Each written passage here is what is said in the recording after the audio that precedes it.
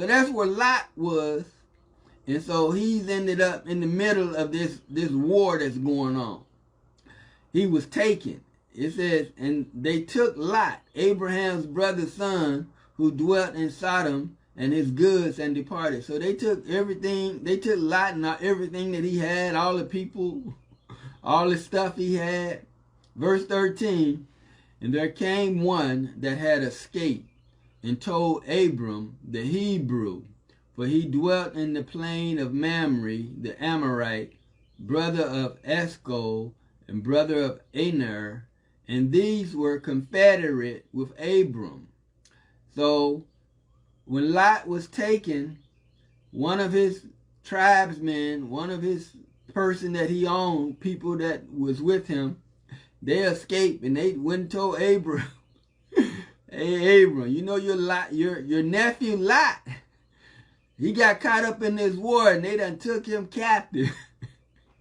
And then they go on to describe who Abram is. They say he's a Hebrew. And so what does that mean? That means he spoke Hebrew. That's the language.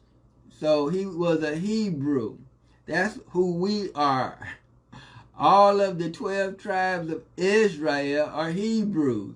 That's the language we spoke. Some of us still speak it, but most of us don't, because all of us been scattered to everywhere. The southern kingdom of Judah with Benjamin has been scattered to the four corners of the earth. And in our captivity, they just wiped us clean, as a clean slate. They took away our language, so we don't speak Hebrew anymore. That's why we don't know who we are. That's why we don't understand and recognize who we are anymore.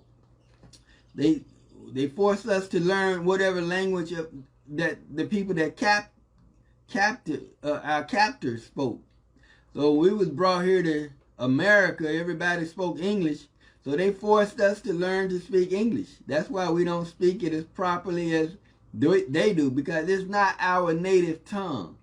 Our native tongue is Hebrew, but we don't speak that anymore. And so we are Israelites. That's who we are. We're of the tribe of Judah. So Abram, he spoke Hebrew. Now, Abram is not an Israelite because he's the father of Isaac. Isaac is the father of Esau and Jacob. Jacob's name was changed to Israel. So, but they say Abraham is the father of Israel.